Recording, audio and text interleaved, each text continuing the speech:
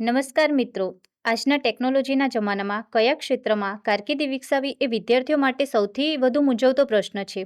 હાલમાં કારકિર્દી વિકસાવવાના અનેક ક્ષેત્રો છે, જેમાંથી એક ક્ષેત્ર સરકારી ક્ષેત્ર છે.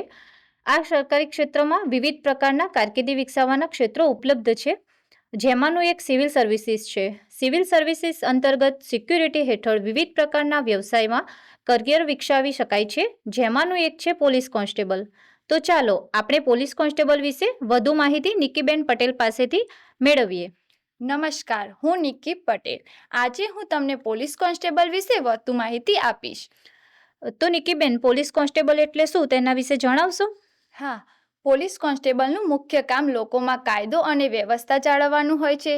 તેની સમન્સ અને વોરંટ બજાવે છે, ગુનેગારોની ધરપકડ કરે છે, ટ્રાફિક નિયંત્રણ કરે છે અને મહત્વપૂર્ણ સરકારી સંસ્થાઓ અને મિલકતની રક્ષા કરે છે. અને સરળ શબ્દોમાં કહીએ તો પોલીસ કોન્સ્ટેબલ સમાજમાં શાંતિ, સુરક્ષા અને સલામતી માટે કામ કરે છે. બરાબર છે. તો પોલીસ કોન્સ્ટેબલની મુખ્ય કામગીરી શું હોય છે? પોલીસ કોન્સ્ટેબલની મુખ્ય કામગીરી જાહેર સ્થળો કાયદો વ્યવસ્થા જાળવવી, ગુના અટકાવવા અને તપાસમાં મદદ કરવી, ટ્રાફિક નિયંત્રણમાં મદદ કરવી, લોકોની ફરિયાદો સાંભળવી અને મદદ કરવી, વરિષ્ઠ અધિકારીઓના આદેશ અનુસાર ફરજ બજાવવી વગેરે. બરાબર. તો પોલીસ કોન્સ્ટેબલ માટે જરૂરી વ્યક્તિગત ગુણો કેવા હોવા જોઈએ? પોલીસ કોન્સ્ટેબલ માટે જરૂરી વ્યક્તિગત ગુણોની વાત કરીએ તો સાહસ અને આત્મવિશ્વાસ, ઈમાનદારી અને શિસ્ત, લોકો સાથે સારો વ્યવહાર, નિયમોનું પાલન કરવાની ભાવના, શારીરિક અને માનસિક તંદુરસ્તી વગેરે જેવા ગુણોની. તો પોલીસ કોન્સ્ટેબલ માટે શૈક્ષણિક લાયકાત કેટલી હોવી જોઈએ? ઓછામાં ઓછું ધોરણ 12 પાસ પૂર્ણ કરેલું હોવું જોઈએ. પરીક્ષા રાજ્ય સરકાર અથવા પોલીસ ભરતી બોર્ડ દ્વારા લેવાય છે. વય મર્યાદા સામાન્ય રીતે 18 થી 33 વર્ષની હોય છે. અનામત વર્ગ માટે સરકારના નિયમ મુજબ છૂટછાટ મળે છે. ખૂબ સરસ. તો પોલીસ કોન્સ્ટેબલ માટે શારીરિક લાયકાત શું હોવી જોઈએ?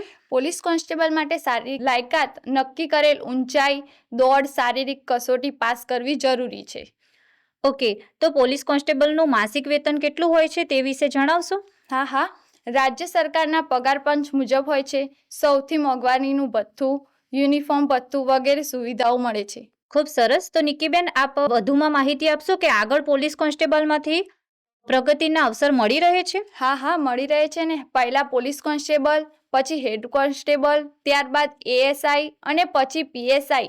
આમ આગળ ઉચ્ચ પદો સુધીની તકો પણ મળે છે. ખૂબ સરસ. તો પોલીસ કોન્સ્ટેબલ બનવાની પ્રક્રિયા શું હોય છે તે વિશે જણાવશો? હા, પોલીસ કોન્સ્ટેબલ માટે લેખિત પરીક્ષા, શારીરિક કસોટી, દસ્તાવેજ ચકાસણી, મેડિકલ ટેસ્ટ, અંતિમ પસંદગી વગેરે હોય છે.